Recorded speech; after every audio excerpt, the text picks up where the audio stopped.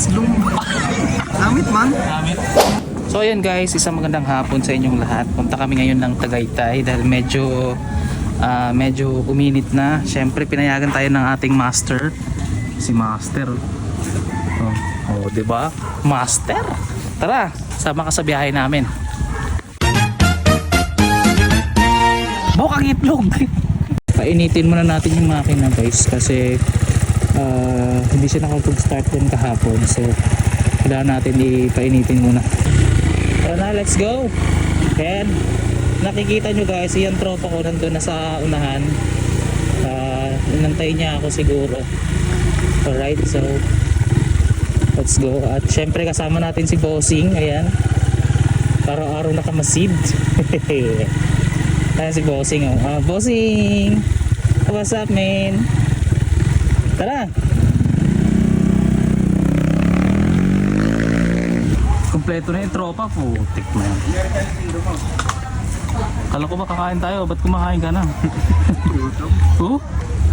Ay po. Singgo daw na. Ha? Alsinggo. Oh, 5 alas 6 na. O tara na ba?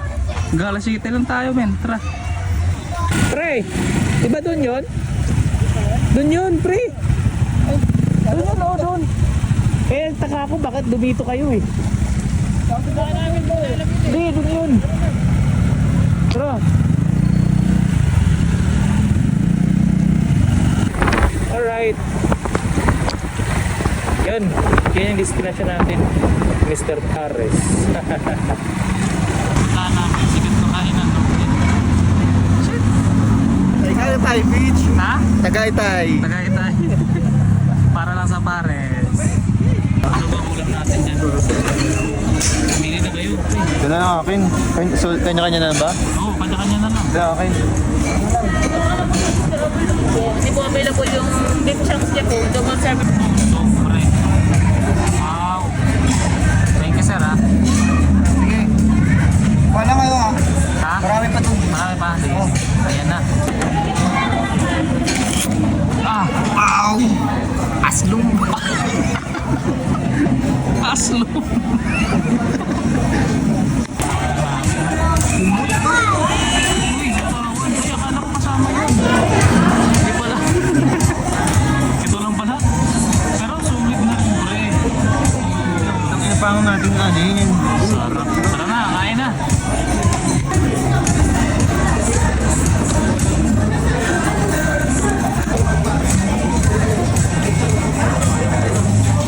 Grabe pre.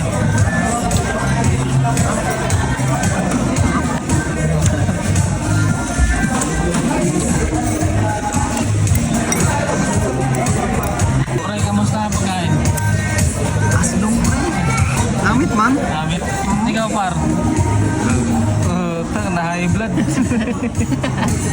isa tropa, wala, hindi kumain. Mamaya pang alas 10 yan. Oo. Fasting. May take out na lang yan. May pasasakit yung ulo ko. Oo, yan o.